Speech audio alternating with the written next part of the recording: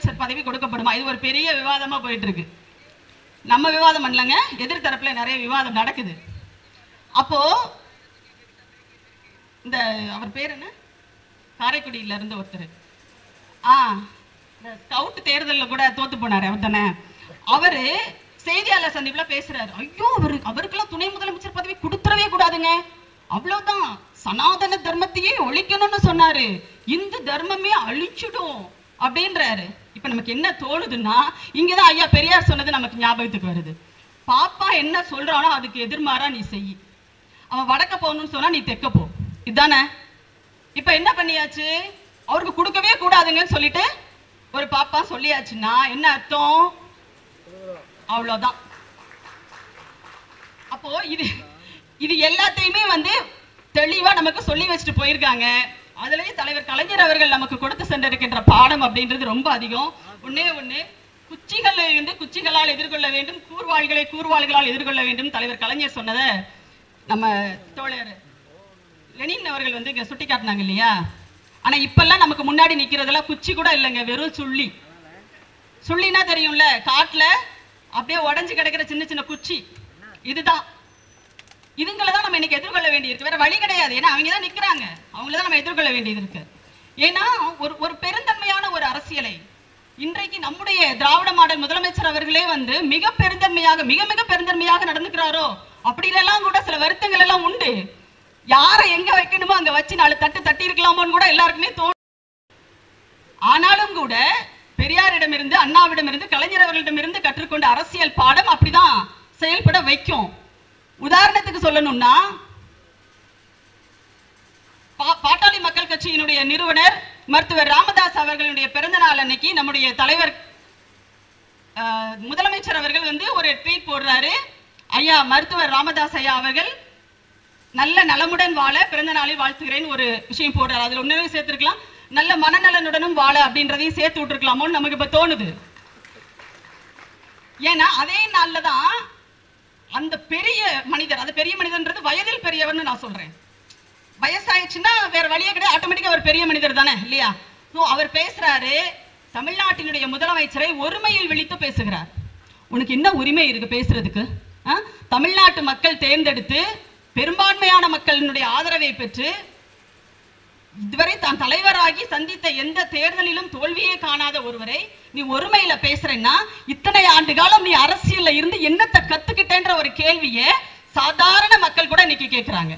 ஆனால் தன்னை ஒருமையில் பேசிய அந்த மனிதருக்கும் கூட பிறந்த நாள் வாழ்த்து சொல்லுகின்ற பெருந்தன்மையான ஒரு முதலமைச்சராக இன்னைக்கு நம்முடைய முதலமைச்சர் அவர்கள் இருக்கிறார். ஆனா ஒண்ணு மட்டும் கவனத்துல வச்சுக்கோங்க, இதே பெருந்தன்மை எல்லா கட்டத்திலும் எதிர்பார்க்க கூடாது அப்படிங்கிறதையும் அண்மையில் நடந்திருக்கிற பல செய்திகள் நமக்கு சுட்டி காட்டுகின்றன.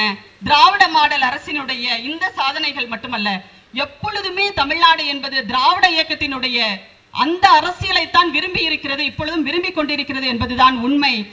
அரசியலையும் சரி வரலாறையும் சரி நம்முடைய வரலாறை தொடர்ந்து பதிவு செய்ய வேண்டிய தேவை இருக்கு. ஏன்னா இன்னைக்கு நிறைய பேர் பொய் சொல்லிட்டு தெரியுறான், வரலாறை மாத்த பாக்குறான். இப்போ ஒரு ஆள் பேசியிருந்தான், என்னன்னா காமராஜர் இறந்தப்ப அண்ணாதுரை நின்னாருங்கன்றான். ஐயோ என்னடா, காமராஜர் இறந்தப்ப அண்ணாதுரை நின்னாராம், இது என்னங்க இது? அப்ப அண்ணா அவர்கள் மறைந்த போது ஒரு நீண்ட நெடிய ஒரு உருவம் ராஜாஜி அல்ல வச்சிருக்கும் போது அவருக்கு அஞ்சலி செலுத்த வந்துச்சு, அது யாரு அப்படிங்கிற ஒரு கேள்வி வருது இல்ல. அதாவது இது எங்க இருந்து வருது தெரியுமா? அண்ணா அவர்கள் காமராஜர் அவர்கள் இருக்கும்போது அண்ணா மறைந்துட்டாரா, காமராஜருக்கு முன்னாடியே பேரறிஞர் அண்ணா அவர்கள் மறைந்து விட்டார். ஆனா அவர் சொல்றாரு காமராஜர் செத்தப்ப அண்ணா நின்னாருன்னு சொல்லிட்டு.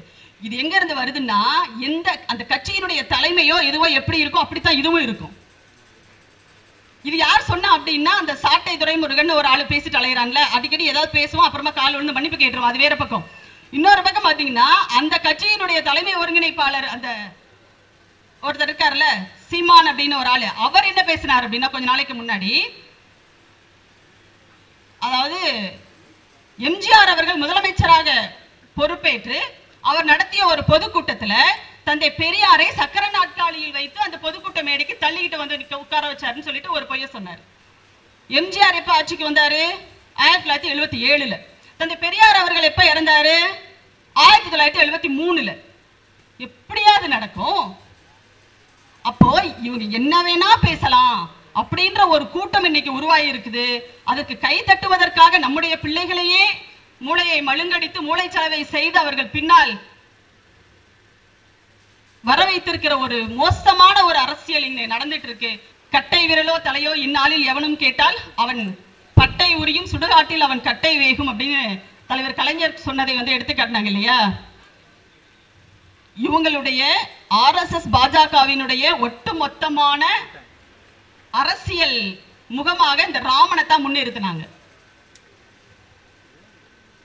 சேது சமுத்திர திட்டத்தின் போது தலைவர் கலைஞர் அவர்கள்ட்ட செய்தியாளர்கள் கேட்டப்போ இந்த மாதிரி அது ராமன் கட்டிய பாலம், அதை இடிக்க கூடாதுன்னு சொல்லிட்டு சொல்றாங்களே அப்படின்றப்போ உடனடியாக அதில் திட்டமிட்டெல்லாம் அவர் எந்த இதையும் பேச மாட்டார். அப்படியே ஸ்பான்டேனியஸா அந்த இடத்துல விழும். ராமன் எந்த பொறியியல் கல்லூரியில் படித்தான்? இவ்வளவுதான், ஒரே ஒரு லைன் தான். ஒட்டுமொத்த சனாதன கூட்டமுமே அலறிச்சு. வடக்குல இருந்து ஒரு சாமியார் அவரை அந்தால என்ன பண்றான், தலைவருடைய தலையை வெட்டி கொண்டு வாங்க, அவருடைய நாக்கை வெட்டி கொண்டு வாங்கலாம் அவங்களுக்கு இவ்வளவு கோடிலாம் அறிவிச்சாரு. அவங்க அறிவிச்சது இப்ப வரைக்கும் நம்முடைய மாண்புமிகு அமைச்சர் உதயநிதி அவர்கள் வரைக்கும் அந்த விஷயத்தை அவங்க தொடர்ந்துகிட்டே இருக்காங்க. ஏன்னா அவர் என்ன பண்றாரு, சனாதனத்தை கொசுவை ஒழிக்கிற மாதிரி ஒழிக்கணும் அப்படின்றாரு. இப்ப எங்க இருந்தியா நீங்க எல்லாம் வர்றீங்க அப்படின்னு அவங்களுக்கு ஒரே கொடைச்சலா இருக்கு. எல்லாருக்குமே ஒரு மிகப்பெரிய கொடைச்சலை தர்ற விஷயமா இதுதான் இருந்துட்டு இருக்கு. அப்ப ராமன் எந்த பொறியியல் கல்லூரியில் படித்தான் அப்படின்னு கலைஞர் கேட்கிறார். நீங்க நல்லா யோசிச்சு பாருங்க. ஒரு பொதுஜன அரசியலில் ஒரு பொதுஜன அரசியல் கட்சியை நடத்தி நாளைக்கு தேர்தலில் நிக்கணும், ஜெயிக்கணும், மக்கள் கிட்ட போய் வாக்கு கேட்கணும். இந்த நாட்டுல, நம்ம நாட்டுல பாத்தீங்கன்னா பெரும்பான்மையான மக்கள் கடவுள் நம்பிக்கையாளர்கள் தான். எங்களை போன்ற நாத்திகர்கள், எங்களை போன்ற பெரியாரிஸ்டுகள் சிறுபான்மையா தான் இருக்கும். ஆனால் அப்படி இருந்தும் கூட தலைவர் கலைஞர் அவர்கள் அவ்வளவு துணிச்சலாக அந்த கேள்வியை கேட்கிறாருன்னா அது அவரால் மட்டும்தான் முடியும். ஏன்னா நல்லாவே தெரியும் தமிழ்நாட்டினுடைய அரசியல் சமூக அமைப்பு அப்படிங்கிறது எப்படி இருக்கு, எந்த அடித்தளத்தில் அது அமைக்கப்பட்டிருக்கிறது அப்படிங்கிறது தலைவர் கலைஞருக்கும் திமுக காரங்களுக்கும் நல்லாவே தெரியும். தமிழ்நாட்டு மக்கள் யாரும் தமிழ்நாடு அரசை பார்த்து நீங்க எங்களுக்கு ஏன் கோயில் கட்டி தரலன்னு எந்த மக்களும் கேட்க மாட்டாங்க. பள்ளிக்கூடம் கட்டி கொடுக்குறீங்களா, கல்லூரி கட்டி கொடுக்குறீங்களா, எங்க பகுதிக்கு அரசு மருத்துவமனை வேணும், பொது சுகாதார நிலையம் வேணும், இப்படிதான் தமிழ்நாட்டு மக்களினுடைய கோரிக்கைகள் இருக்கும். அதனால்தான் தலைவர் கலைஞர் கேட்டாரு. அப்பவும் அவர் துணிச்சலாக கேட்டது ராமன் எந்த பொறியியல் கல்லூரியில் படித்தான் அப்படிங்கிறது. இப்ப வரைக்கும் அந்த ராமனை வச்சுதான் அவங்க அரசியல் பண்ணாங்க. ஆனா இப்ப அவங்களே அதை விட்டுட்டாங்க. ஏன்னா கை கொடுக்கல. ராமனை கொண்டு வந்தாங்க, அது கை கொடுக்காதுன்னு தெரிஞ்சு போச்சு, எடுக்கவே இல்லை. தமிழ்நாட்டுக்குள்ள கிருஷ்ணரை கொண்டு வந்தாங்க, அதுக்கப்புறமா முருகனை கொண்டு வந்தாங்க. நீங்க யாரை கொண்டு வந்தாலும் தமிழ்நாட்டில் இருக்கிற முருக பக்தர்கள் கூட உங்களுக்கு ஓட்டு போட மாட்டாங்கன்றதை அவங்க தெரிஞ்சுக்கிட்டாங்க. இப்ப ராமர் கோயில் கட்டும்போது கூட, அதாவது ஒரு மதம் அப்படிங்கிறது எந்த அளவிற்கு மக்களை அவங்களுடைய அறிவை மழுங்கடிக்கிறது அப்படிங்கிறதுக்கான ஒரே ஒரு உதாரணத்தை மட்டும் சொல்லிட்டு நான் சீக்கிரமா முடிச்சிடுறேன். ராமர் கோயில் திறப்பு அது நடந்த தேதியில ஒரு செய்தி வருது. என்ன செய்தி அப்படின்னா, அதே தேதியில் குழந்தை பிறக்கணும்னு சொல்லிட்டு சிசேரியனுக்காக பதிவு செய்திருக்கிற பெண்களினுடைய எண்ணிக்கை மட்டும் வட மாநிலங்களில் 1000-ஐ தாண்டுகிறதுன்னு சொல்லிட்டு ஒரு செய்தி சொல்லுது. நீங்க நல்லா யோசிச்சு பாருங்க. அதாவது பிரசவம் அப்படிங்கிறது ஒரு பெண்ணுக்கு மறுபிறப்பு. அது இப்ப இத்தனை பெரிய அறிவியல் வளர்ச்சி வந்ததற்கு அப்புறமும் கூட அதுதான் இன்னைக்கு நமக்கான ஒரு பதட்டமா இருக்கு. அப்படிப்பட்ட ஒரு விஷயத்துல இவங்க ராமர் பிறந்த அன்னைக்கு பிறக்கணுமா தள்ளி வச்சிருக்காங்க. அன்னைக்கு அப்பாயின்மெண்ட் கேட்டதோட மட்டும் கிடையாது, ஏற்கனவே பிரசவ தேதி முடிவு செஞ்சு இந்த தேதியில குழந்தை பிறக்குமா உனக்குன்னு சொன்ன பெண்கள் கூட இல்ல இல்ல எனக்கு ராமர் கோயில் திறக்கிற அன்னைக்கு தான் என் குழந்தை பிறக்கணும்னு சொல்லிட்டு அதை தள்ளி வைத்த பெண்கள் நிறைய இருந்தாங்க வட மாநிலங்கள்ல. இங்கேயும் கூட அங்கொன்றும் இங்கொன்றுமாக தமிழ்நாட்டிலும் அது மாதிரி இருந்ததாக செய்தி வந்துச்சு. அப்போ எந்த அளவிற்கு அவர்களை அது முட்டாளாக்குகிறது அப்படின்னு பாருங்க. அப்ப நான் ஒரு விஷயம் கேட்டேன். நீங்க நமக்கு தெரியும், நம்ம வீட்டுல ஒரு நிகழ்ச்சி வைக்கணும், ஒரு வீடு கட்டியிருக்கோம், அதை திறக்கணும்னு சொன்னா உடனே எங்களை மாதிரியான பெரியாரிஸ்டுகள் நாங்க என்ன பண்ணுவோம்னா, ஐயா பிறந்த நாள் செப்டம்பர் 17ஆம் தேதி திறக்கலாம், இல்லைன்னா அண்ணா பிறந்த நாள் 16ஆம் தேதி திறக்கலாம், இப்படி நாங்க ஒரு விஷயத்தை முடிவு பண்ணுவோம். அதே மாதிரி ஒவ்வொரு அமைப்பை சார்ந்தவர்களும் கூட, ஏன்னா அந்த தலைவர்கள் வாழ்ந்து காட்டி இருக்கிறார்கள். நாங்க மக்களுக்கானவர்கள், மக்களுக்கான தலைவர்களாக அவங்க வாழ்ந்து காட்டி இருக்காங்க. அதனாலே வந்து அவருடைய பெயரால் நம்ம வந்து இதெல்லாம் பண்றோம். சரி, ஆனா இந்த ராமன் என்னத்தை வாழ்ந்து காட்டி கிழிச்சிட்டான் அப்படின்ற ஒரு கேள்வி கேட்டா விழுந்து போரான்றானுங்க. ராமனை, அதாவது மனைவியை சந்தேகப்பட்ட ஒரு மனிதன் ராமன், இல்ல கடவுள் அவதாரம். இப்ப வேற ஒரு கடவுள் அவதாரம் இருக்காரு. யார கடவுள் அவதாரம் சொல்றது நமக்கு தெரியல. அவர் அப்படிப்பட்ட ஒருத்தனை உங்க பிள்ளைகளுக்கு ஒரு முன்னுதாரணமா நீங்க காட்டுவீங்களா? வாலியை மறைந்திருந்து கொன்றவன் ராமன். அதுக்கு ஒரு இது சொல்லுவாங்க, இல்ல வாலிக்கு முன்னாடி யாராவது போய் அவனை எதிர்க்கணும்னு நின்னா அவங்களுடைய பலத்துல பாதி வந்து வாலிக்கு போயிடுமா அப்படின்னு. அது சாதாரண மனிதர்களுக்கு சரி. ராமன் தான் கடவுள் அவதாரமாச்சு, அவனுக்குமா அது பொருந்தும்? அப்ப வாலியை வஞ்சகமாக கொலை செய்த ஒரு கொலைகாரன் ராமன். வால்மீகி ராமாயணப்படி பல பெண்களோடு அந்த புறத்தில் மது அறிந்துவிட்டு கூத்தடிச்ச ஒரு மோசமான கயவன் ராமன். அப்ப இவனையா உங்க பிள்ளைகளுக்கு நீங்க உதாரணமா காட்ட போறீங்கன்னு கேட்டா நிறைய என்னென்ன வார்த்தைகளை திட்ட முடியுமோ அவ்வளவு வார்த்தைகளையும் திட்டி அதை வந்து டிரான்ஸ்லேட் பண்ணி வேற போடுறாங்க. கன்னடத்துல, தெலுங்குல, நீங்க பாத்தீங்கன்னா ஹிந்தியில, எல்லாத்துலயுமே. இல்ல ஒரு நல்ல விஷயம் மட்டும் தெரிஞ்சுக்கோங்க, இங்க இருக்கிற பேசக்கூடிய பேச்சாளர்கள் எல்லாம் இந்த மாதிரி நீங்க பேசுனீங்கன்னா உங்களுடைய பேச்சை யாரும் நம்மளாம் மொழிபெயர்த்து கஷ்டப்பட வேண்டிய தேவையே கிடையாது. அந்த மொழிபெயர்ப்பு வேலையை அவங்களே பார்த்துக்குவாங்க. நம்ம என்னெல்லாம் பேசியிருக்கோமோ அதையும் எடுத்து போட்டு இப்படி யாராவது இருப்பாங்களா? அதாவது தமிழ் தாய் வாழ்த்துல உன் சீரிழமை, தமிழினுடைய அந்த பெருமைகளை சொல்லிட்டே வரும்போது ஆரியம் போல் உலக வழக்கழிந்து ஒளிந்துன்னு வருது இல்ல, அந்த வார்த்தையை ஏன் தலைவர் கலைஞர் எடுத்தாரு? நம்முடைய மொழியை போற்றும் போது, பாராட்டும் போது, வாழ்த்தும் போது இன்னொன்றை நாம் இழிவாக பேசக்கூடாது, தாழ்த்தி பேசக்கூடாது என்ற ஒரு பெருந்தன்மை அதுல இருந்துச்சு. அதனாலதான் அதை எடுத்தோம். ஆனா துக்ளக் விழாவுல அதையும் சேர்த்து பாடுறாங்க. எதை? ஆரியம் போல் உலக வழக்கொழிந்து அழிந்து சிதையா. ஏன்னா அவங்க வந்து தலைவர் கலைஞர் வந்து இந்த மாதிரி தமிழுக்கு துரோகம் பண்ணிட்டாரு, அதுல இருக்கிற வரிகள் எடுத்துட்டாருன்றதை எக்ஸ்போஸ் பண்றாங்களாமா. அதுல வந்து அவங்க ஆரிய மொழியை பற்றி அவங்களே வந்து என்ன பண்றாங்க, இழிவா பேசிக்கிறாங்க. அதே மாதிரி நம்ம பேசுறத வந்து என்ன பண்றாங்க, அவங்களே டிரான்ஸ்லேட் பண்ணி போட்டு நம்மள 4 வார்த்தை திட்டுறாங்கன்னு வச்சுக்கோங்க, விடுங்க, அதுதானே நமக்கான பாராட்டு. அவங்க திட்டினாங்கன்னா அதுதான் பாராட்டு. நண்பர் மருத்துவர் சஃபி சுலைமான் அவர்கள் எழுதியிருக்கிற கலைஞரின் பேனா பேசுகிறது அப்படிங்கிற ஒரு புத்தகம். அந்த பேனாவுக்கு பேனா வைக்க போறோம்னு சொன்ன உடனே இங்க வந்து எவ்வளவு சும்மா இருந்திருந்தா கூட நம்ம விட்டுருப்போம். இன்னைக்கு பாருங்க, கோவில் என்ன பண்ணிருக்காரு, பேனாவில் அந்த உருவத்துல ஒரு மோதிரம் போட்டிருக்கிறாரு. சும்மா இருந்தா கூட விட்டுருவோம், ஆனா எங்கேயாவது ஒரு இடத்துல எதிர்ப்பு வந்தாதான் நம்ம யாருன்றதையே காட்டுவோம். அப்போ அது ஒரு தலைப்புல ஒரு புத்தகம் இருக்கிறது. கலைஞர் பேனா பேசினால் மட்டும் கிடையாது, அறிவாலயத்தில் இருக்கிற ஒவ்வொரு துகள் பேசினால் கூட இவங்களால தாங்க முடியாது. அவ்வளவு பெரிய வரலாறு இருக்கு. இன்னைக்கு சூர்யா கிருஷ்ணமூர்த்தி இவ்வளவு தூரம் பேசுறாரு, இவ்வளவு செய்திகளை பேசுறாருன்னு சொன்னா நமக்கு வரலாறு இருக்கு. சொன்னாரு சூர்யா கிருஷ்ணமூர்த்தி தம்பி பேசும்போது வரலாறுன்னு பேசினாரு. ஏன்னா அவ்வளவு நீண்ட நெடிய ஒரு வரலாறு, நூற்றாண்டுகளுக்கு மேலான வரலாறு நமக்கு இருக்கு. ஆனா இதெல்லாம் இல்லாதவங்க என்ன பண்றாங்க, பொய்களையும் புரட்டுகளையும் மட்டுமே வரலாறா சொல்லிட்டு இருக்காங்க. முத்தமிழர் கலைஞர் அவர்கள் ஆட்சி பொறுப்பிற்கு வந்த காலகட்டத்திலேயே 69, 76 காலகட்டத்திலேயே அவர் என்ன செஞ்சாருன்னா, அரசு துறைகளில், இன்னைக்கு அரசு துறைகள் தான் நமக்கு பெரிய சவாலா இருக்கு. ஏன்னா இதற்கு முன்பு இருந்த 10 ஆண்டு கால அதிமுக ஆட்சியில RSS ஊடுருவல் என்பது தமிழ்நாட்டில் இருக்கின்ற அரசு துறைகளிலேயே மிகப்பெரிய அளவில் திட்டமிட்டு நிகழ்த்தப்பட்டது.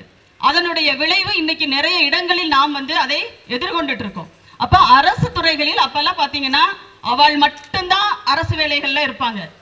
நம்மவர்கள்லாம் என்ன பண்ணுவாங்கன்னா கீழ்நிலை பணிகள்ல மட்டும்தான் நம்மவர்கள் வந்து இருப்பாங்க. அப்போ ஒருத்தர் வந்து அங்க ஒரு பார்ப்பனர் ஒரு உயரதிகாரியா வந்துட்டாருன்னு சொன்னா அடுத்தடுத்து இருக்கிற எந்தெந்த போஸ்ட் எல்லாம் காலியாகுதோ எல்லாத்துலயும் அங்க இருந்து ஆட்களை கூட்டிட்டு வந்து நிரப்பிடுவாரு. அப்படிப்பட்ட ஒரு சூழலில் அரசு நிர்வாகத்தில் அனைவருக்கும் பங்கெடுக்கக்கூடிய வகையில் அதை எளிமையாக்கியவர். அந்த அரசு வேலைகளுக்கு போவதற்கான வழிமுறைகளை எளிமையாக்கி நம்முடைய பிள்ளைகளையும், இன்னைக்கெல்லாம் நம்ம பேசுறோம்ல, காசா இருந்தாலும் கவர்மெண்ட் காசா இருக்கணும்னு சொல்லிட்டு, அதெல்லாம் எப்ப வந்துச்சுன்னா திமுக ஆட்சிக்கு வந்ததுக்கு அப்புறம் தான் அது வந்தது. ஏன்னா அப்பதான் நம்முடைய பிள்ளைகளால் என்ன பண்ண முடிஞ்சதுன்னா அரசு வேலைகளுக்குள்ள போக முடிஞ்சிச்சு. அந்த அளவிற்கு அந்த அரசு தேர்வுகளை, அரசு வேலைக்கான தேர்வுகளினுடைய நடைமுறையை எளிமையாக்கி அரசு நிர்வாகத்தில் அனைவரும் பங்கேற்பதை உறுதி செய்தவர் முத்தமிழறிஞர் கலைஞர் அவர்கள். இன்னொன்னு இருக்கு, அதுல என்னன்னா அரசு வேலைக்குள்ள போயிட்டா உடனே அந்த ப்ரமோஷன் அப்படிங்கிறது ஒண்ணு நடக்கும் இல்லையா. நம்மவர்கள் வந்து ப்ரமோஷன் அப்படிங்கிற இடத்துக்கே போகவே முடியாத அளவிற்கு ஒரு நடைமுறை அன்றைக்கெல்லாம் இருந்துச்சு. அதை வந்து ரகசிய கோப்பு முறை அப்படின்னு சொல்லுவாங்க, ரெட் டேபிசம் அப்படின்னு சொல்லிட்டு. அதுல ஏன்னா பார்ப்பனர்கள் தான் உயர் அதிகாரிகளா இருப்பாங்க. அவங்க என்ன பண்ணுவாங்க, நம்ம ஆளுங்க யாரையுமே வந்து ஒரு பதவி உயர்வு பெற்று அவங்க வெளியில மேல போயிடக்கூடாதுன்றதுல ரொம்ப கவனமா இருப்பாங்க. அவங்க எழுதுற குறிப்பு தான் அரசுக்கு போகும். அந்த அடிப்படையில தான் அரசு என்ன பண்ணுவாங்க, இந்த பதவி உயர்வெல்லாம் கொடுப்பாங்க. அப்ப அவங்க எழுதி வச்சிருவாங்க. அந்த பார்ப்பன அதிகாரி எழுதுவார், இவர் வந்து இந்த வேலையை செய்வதற்கு தகுதியானவர் கிடையாது, ஏன்னா இது வந்து ஒரு ஓடி ஆடி போய் வேலை செய்ய வேண்டிய ஒரு பதவி, ஒரு பொறுப்பு இது. அவர் வந்து உடம்பு, அவர் எப்படிலாம் காரணம் எழுதுவாங்களாம், அவர் வந்து ரொம்ப குண்டா இருக்காரு, அதனால அவரால் என்ன பண்ண முடியாது, இந்த வேலையெல்லாம் செய்ய முடியாது, இவருக்கு வந்து இந்த பதவி உயர்வை கொடுக்கக்கூடாதுன்னு அவர் எழுதிடுவாரு. அது நடக்காது.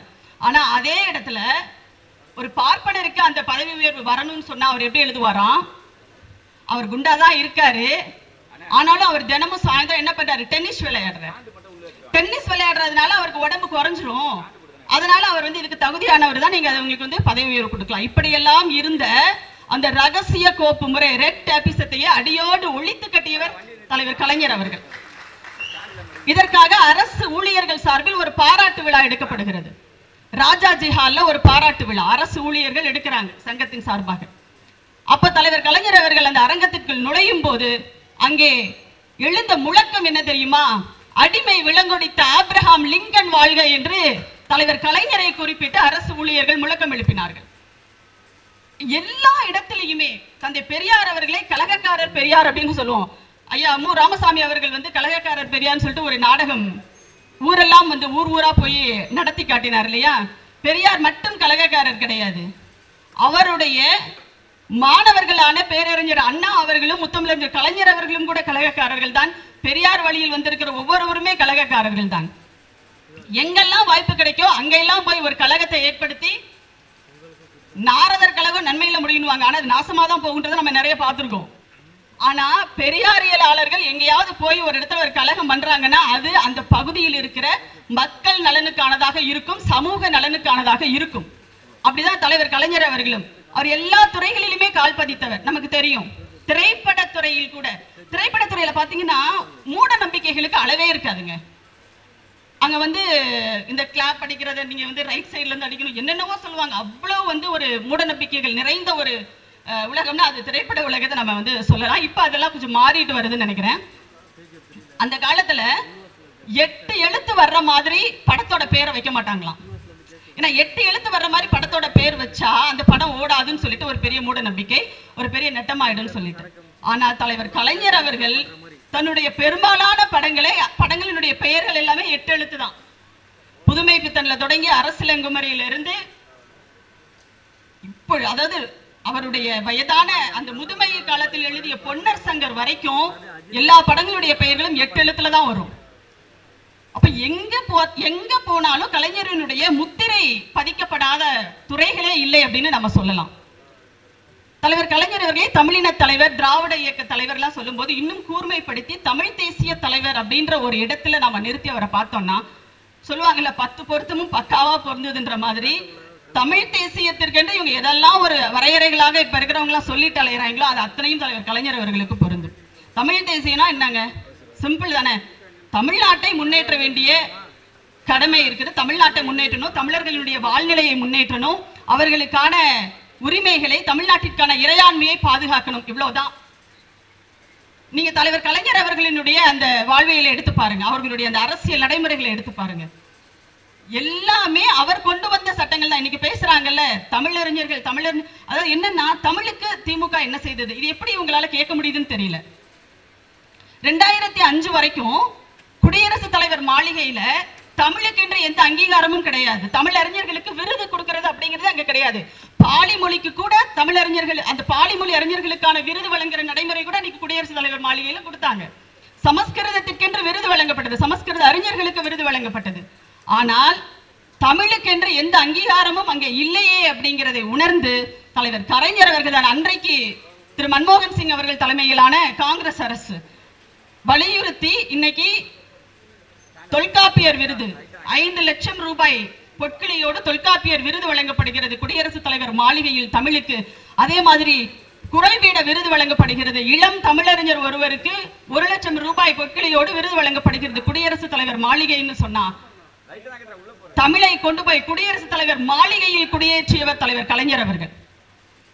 இப்ப இது எல்லாத்தையும் இவங்க என்ன பண்றாங்கன்னா ரொம்ப வசதியா வந்து மறந்துடுறாங்க. மறந்துட்டு தான் திரும்ப திரும்ப அந்த கேள்விகளை வந்து அவங்க எழுப்பிக்கிட்டே இருக்காங்க. இது போன்ற நூல்கள் நமக்கு ரொம்ப ரொம்ப தேவையா இருக்கு. இந்த 32 நூல்கள் இல்ல, நீங்க சொன்ன 100 இல்ல, 150 இல்ல, ஆயிரக்கணக்கான நூல்கள் திராவிட இயக்கத்தை பற்றியும் தலைவர் கலைஞர் அவர்களை பற்றியும் வரவேண்டிய ஒரு காலகட்டம் இது என்பதை சொல்லி நிறைவு செய்கிறேன். வாய்ப்புக்கு நன்றி. வணக்கம்.